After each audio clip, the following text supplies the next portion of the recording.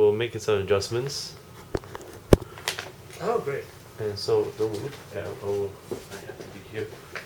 Wait a minute, something's very wrong. Okay, oops. I think we probably need to adjust a bit, otherwise. Yeah, I gotta adjust a bit. See your head.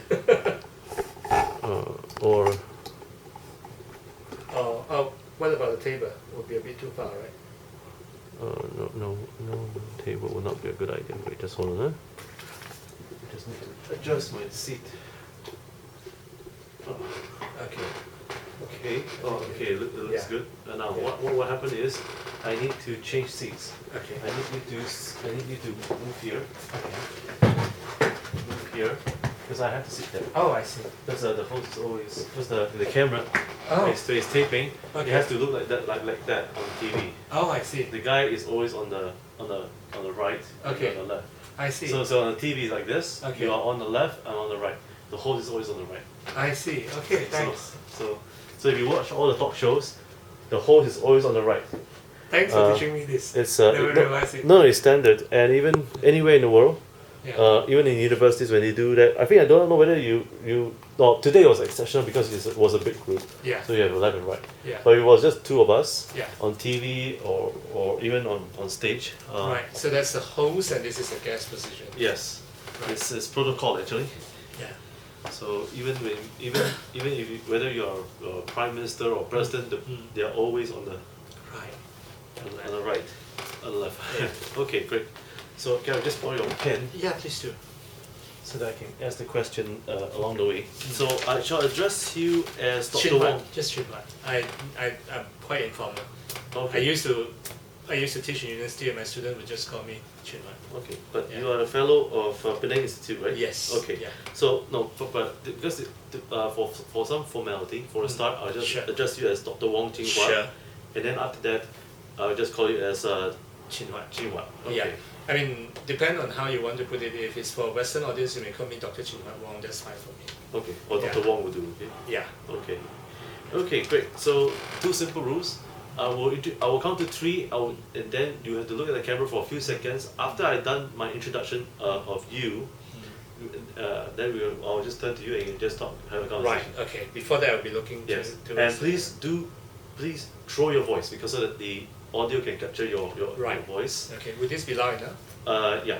Okay. I mean, you can judge from the tone of my voice. So Right. so from that, if by this tone, they Yeah. can hear it.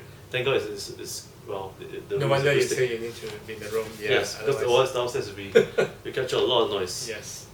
Okay, so what I'm going to ask you to do is to share about what you shared today. Mm. That is the elections in Malaysia, which is on the peninsula Right. issue. So to give us the overview of what's happening in the whole of Malaysia Right. and your perspectives and so on. So please feel free to take your time to explain. Sure. Because I'm giving you like 45 minutes to 1 hour. Sure. So don't stop.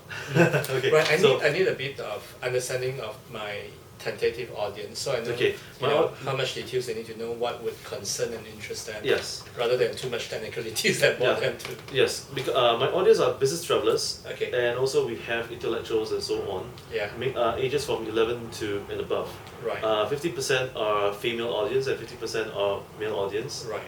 Most of them are quite savvy, Okay. and we have a lot of Western audience as well, Right. and an audience who do not know about Malaysian politics. Right. So what they want to do, what we are trying to do is, our goal is to help them to understand who are these parties are, what is the Yeah. background is, Right. how the constitution and elections work in Malaysia. Are you going to ask me questions, or I'll be talking for 45 minutes? I will ask a question, but you can talk as much as you want. Right. And elaborate, you see. Okay. And so because people do not understand Malaysia at all, I understand Malaysian what you mean. politics. So I don't have to go into too much of the details, but I want to tell basically an easily comprehensible story, so Yes. that your audience would make sense of what's going on. Yes, it's like the idiot's guide to Malaysia. Right, So right. if you want to understand the format, my format is something like the idiot's guide. Okay. You know. Right. So, but if you need to elaborate more in detail, please do. I will not stop you because the video has 2 hours of recording. Right. You can do your editing much And later. you can do anything, but Yeah. we want the audience to understand. Right. Sure. So Okay. So, you want to drink water or anything like that? Okay. Let me just Let me get, get- yeah. sure. Let I'll me- get you water as well. Oh. There's another bottle. There's probably we started in oh gosh, yeah, do sit down. And I'll just do one last technical check, just in case. It was a real shame that the two Malays are not willing to stay on in Yeah. Singapore. Mm. Okay, good. We are in the right shape. And also, I may ask you a little bit more detail about the perspective on Sarawak and Sabah, because Okay, what they sure. say, what they say is probably, I don't know, probably politically incorrect. I think I can quite, agree with them, yeah, to quite some extent. I mean, I don't know East Malaysia as good as they do, but I can understand why people feel that way. Yeah, That's okay. Okay. I'm actually barred from entering one of the states, Sarawak. All right. Yeah, Wow. because they're supposed to have immigration control, and the state government abused that to stop me from entering, and many of my activist friends. But and many West Malaysians would complain and say, why should you have border control in the same country? I would rather defend it because I do understand that what kind of damage transmigration, if unchecked, can happen to them. No problem. So, we shall begin. Yeah. Let me wear my coat, because that's Should I? Do I need to wear mine? Or just this way? No, no, just this way is fine. Yeah. No, for me it's protocol, Okay. because I'm the host. So your column is always on a video format. Yes. Well, we have both written and video, but I think we're trying to standardize video. I see. So, but right now at the moment, everybody watches on YouTube. Ah, okay. So that it's easier for them. It's Right. straightforward and all that kind of thing. Sure. But in future, we hope to do more. So at the moment you're based here in I'm based here in Singapore for Asia Pacific and Middle East, and of course, Also, you fly to any country when you need yes, to do stories, to. I see. to do interviews and all that. Mm. So I hope that your institute and yourself and your friends, please do refer them to us. Sure. If they come sure. to Singapore, we will be glad to do these shows. Sure. And yeah, and so. We'll stay in touch. Certainly, if I have interesting friends coming down, I'll let you know. And if you do release a book, please let me know. I would like to talk about it. Oh, I actually have a book coming up. It's actually has been published. It's just Oh, yeah? yet to be launched. It's actually on electoral fraud in Malaysia. Oh wow! Please send me that book. And Yeah. would you be able to talk about electoral fraud after this? I can, but there's quite a lot. Yeah, you asked me, I can talk about that. Okay, electoral In fact, fraud. that my capacity is people know me other than my academic capacity is my activist. Okay. Yeah, I'm activist in electoral reform. Okay. Yeah. Activist in electoral reform. Our group name is called Bersih, which means clean in the Malay language. No problem. So first of all, let's begin. Sure. So I'll just count to three, Mm. and we shall begin. Mm. 1, 2, 3. Hi, welcome to the National Critics' Choice Online News, and welcome to the Steinberg Review. And I'm Ramin Steinberg. Welcome to my show again. And today we are going to have a very interesting guest who is with me right now, and he's none other than Dr. Wong Huat. He's a fellow at Penang Institute of Malaysia, and he's a fellow at Penang Institute who has a political background by training, and as well as he's a political activist by choice. He earned his PhD at the University of Essex, and with a thesis on electoral system and party system in West Malaysia from 1982 to 2004.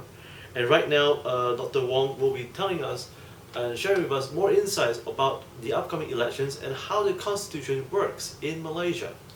Dr. Wong, welcome to my show. Thank you. And it's been really a daring attempt, that you have by choice to be a political activist. Could you give us some insights on how Malaysia elections, system works, and the history behind it? Okay. This is an old joke. I can't remember friends from which country has written something like this. They say in their country they know when election will be held, but they wouldn't know who will win. In Malaysia, the story has been the other way around. You don't know when election will be held, but you know who would win. Because the elections are held not to allow the citizen to elect their government, but rather for the government to get themselves re-elected to renew their mandate. So I call my country despite having elections since 1955, almost non-stop except for a short period of 2 years in 1969, 1970, not a democracy, but rather an electoral one-party state. Basically, it's one-party state like China and Vietnam and Laos and so on, except that countries like China are much more honest. They do believe in democracy, so they do pretend to be one. Malaysia, basically, ever since 1969, the ruling elites don't believe that this country should be democratic because they think that we are multi-ethnic, multi-religious, multilingual, multicultural, therefore it's too complicated to be democratic, and yet they still want to maintain the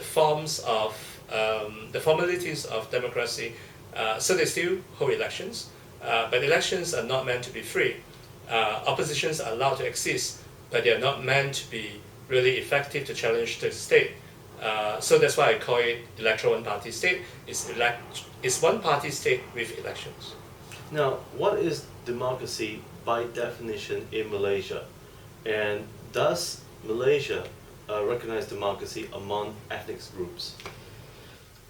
Well, if you go back to somewhere in the early 70s, the then second Prime Minister of Malaysia, Tun Abdul Razak, who is the father of the current Prime Minister, the sixth of our Prime Minister, Najib Razak, said that they recognize that democracy is the best form and the most acceptable form of government in the world. But as long as the form is preserved, the substance can be altered to suit the particularities of different countries. So basically, he just wants to keep the form. And in this sense that our freedom of expressions are very much, is very much constrained. For example, we have a Sedition Act which does not allow us to question any of these four things. The first thing was citizenship of any other Malaysians. You're not allowed to question the status of the national language. You're not allowed to question the so-called special status of the ethnic Malays and other natives of East Malaysia, which practically means privileges in many fields, from employment to education to business concessions and so on. And lastly, you're not allowed to question the existence of the monarchy. So we have a very limited form of democracy. The whole idea was that we are multi-ethnic. I suppose you can go back to, perhaps people like John Stuart Mill, who believed that free institutions cannot function unless you have some form of cultural homogeneity. And in other words, for the very fact that we are multi-ethnic, we are multicultural and so on, it seems to be some sort of original sin that prohibits or inhibits us from enjoying democracy in the full sense. We were taught, in fact, that you asked the questions of like, it's a difficult choice to be a political activist here. When I was a kid, and just as most Malaysians, we were brought up not to talk about politics. We were taught to leave politics to politicians because that's something too dangerous, something too dirty. Ordinary good people would just stay out of politics. So politics is very much a dirty word. I grew up with that kind of culture around me, socialization, and I decided not to take it because politics affects me. Why can't I affect politics in return? So that's a state of democracy. You have one hand, you have your freedom of expressions curtailed, your civil and political rights in general curtailed.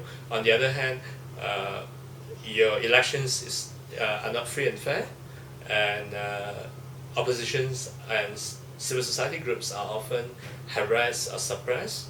And lastly, your state institutions regard themselves as a servant of the ruling party rather than a servant of the general public. So that's the state of affair, the sorry state of affair that my country is in. The good thing about that is that all these things have changed or beginning to change in began to change substantially since 2008. What happened in that year was that we had a sea-changing general elections. The opposition for the first time managed to deny the ruling coalition, Barisan Nasional or BN, its customary two-third majority in the parliament. Secondly, the opposition also managed to control state government in 5 out of 13 states in Malaysia. In the past, at most, they control only 2 states. So this opened up the entire democratic space in this country. In the past 3 years, between 3 years, from 2008 to 2011, Malaysians learned to appreciate our freedom. They became politically more active. They demand for more of their rights and freedom. And today we are in a new country. I believe that this is a very different Malaysia if you have been here 2 years ago and now. For example, we have now mothers, ordinary homemakers, who would come out and say, I have to get involved in the political process. I want to help leafleting on issues concerning public health and so on, like polluting industry. I want to participate in disseminating information about free and fair elections. Why? Because without clean elections, without clean environment, my children cannot grow up healthily, safely. And that's very different. When I was a kid, we were told to stay out of politics.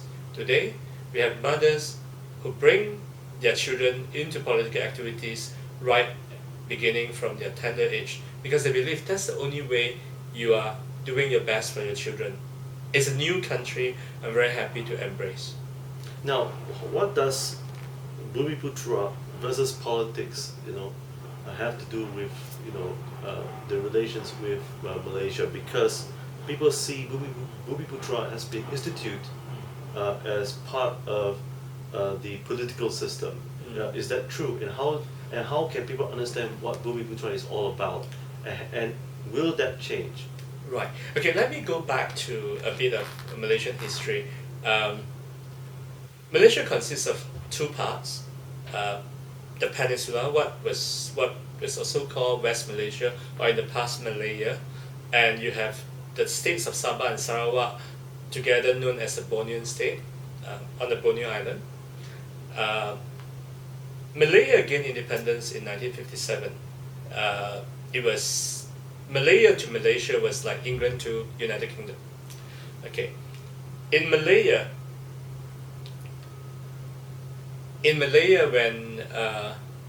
when the British came to colonize us, they pushed the ethnic majority Malay. In Malaya, when the British first came, when the British came to colonize us, they decided to keep the ethnic majority Malay in the more primitive sectors like agriculture and fishery and so on, while cultivating a small portions of them to be administrators, who are mostly coming from aristocratic backgrounds and so on.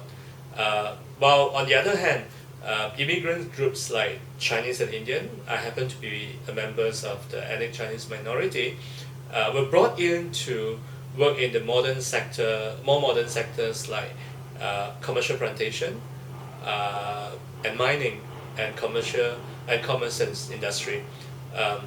So the so-called immigrants were economically much more advanced than the so-called native.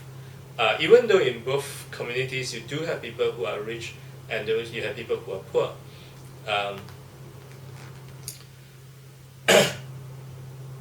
To compensate the historical backwardness of the native, our constitutions, in our federal constitution, Article 153, stipulate that the native, the Bumiputra, which means son of the soil in Sanskrit language, should be given certain privileges or special consideration in employment, in the public sector, in scholarships, in business concessions, and so on.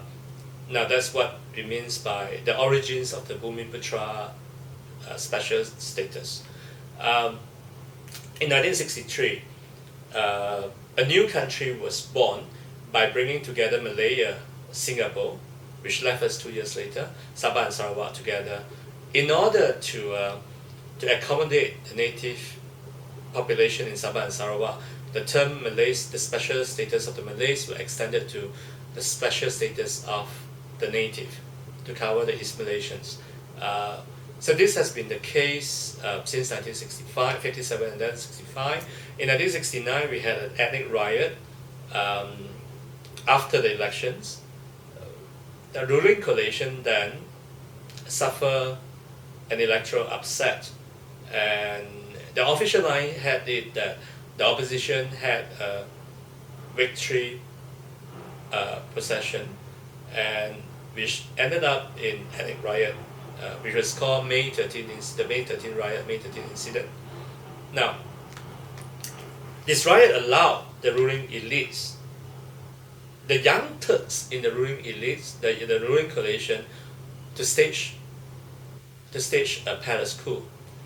They declare the country emergency rule upon the country, and set up an elite council consists of military, police, bureaucratic, and political elites to replace the cabinet running the country. They suspended the parliamentary rule. The person behind all this was the second Prime Minister, Tun Abdul Razak, the father of the current Prime Minister.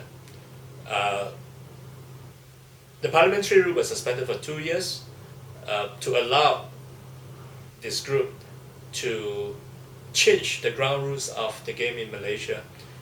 The Bumiputraism has since been made something unquestionable, as what I explained just now in the Sedition Act. So you cannot question it, and it has liberally interpreted what was in the federal constitution to cover almost everything, and say you can't question it. Well, there's actually, legally speaking, there's a big difference between what was in Article 153 and what was in the government policy. So that's how Bumiputraism has come into place, and many of the ethnic minority would, if you have met them, they would complain about them being discriminated in this country and so on. So you do have instances of capital flight and brain drain, more seriously brain drain, especially among the non-Malays or non-Bumiputra.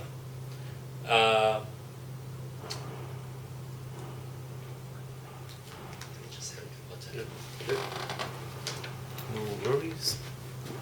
How does it go so far? Yep.